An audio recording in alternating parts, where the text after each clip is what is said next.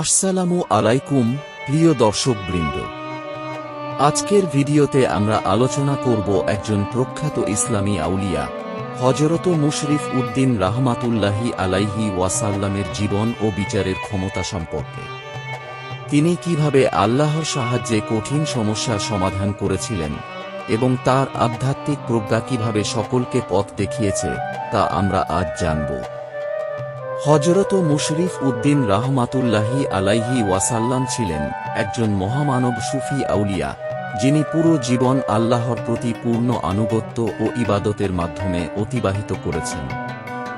তার জীবনে আধ্যাত্মিকতা এবং ন্যায়পরায়ণতা ছিল এক অমূল্য দৃষ্টান্ত, এবং তিনি তার বিচারের মাধ্যমে সকলকে ন্যায় এবং সত্যের পথে পরিচালিত করতেন। একদিন একজন ব্যক্তি হযরত মুশরিফ উদ্দিন রাহমাতুল্লাহি আলাইহি ওয়াসাল্লামের কাছে এসে তার জীবনের এক গুরুতর সমস্যার কথা জানায়। সে বলল, সে একটি অঙ্গীকার করেছিল কিন্তু তা পূর্ণ করতে ব্যর্থ হয়েছে। এখন সে আল্লাহর কাছে ক্ষমা চেয়ে গুনাহ থেকে মুক্তি চায়। হযরত মুশরিফ উদ্দিন রাহমাতুল্লাহি আলাইহি ওয়াসাল্লাম খুব শান্তভাবে তার কথাগুলো শুনলেন এবং তাকে পরামর্শ দিলেন যে তোমার অঙ্গীকারের শোধ শুধুমাত্র আল্লাহর কাছে তাওবা করে হতে পারে। যদি তোমার অন্তর সত্যিই অনুতপ্ত হয় এবং তুমি আল্লাহর কাছে ফিরে যাও, তবে তোমার গুনাহ মাফ হয়ে যাবে।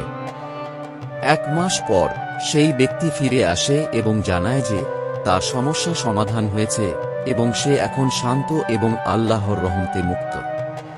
তার তাওবা সত্যিই গৃহীত হয়েছে এবং তার হৃদয় পরিশুদ্ধ হয়েছে। এই ঘটনা আমাদের শেখায় যে আল্লাহর কাছে তাওবা এবং আধ্যাত্মিক সাধনা ছাড়া সত্যিকার অর্থে গুনাহ মাফ হয় না। হযরত মুশরিফ উদ্দিন রাহমাতুল্লাহি আলাইহি ওয়াসাল্লাম আমাদের জানান যে সত্যিকারের তাওবা হল আন্তরিকতা, একনিষ্ঠতা এবং আল্লাহর প্রতি নিষ্ঠার সাথে জীবন পরিচালনা করা।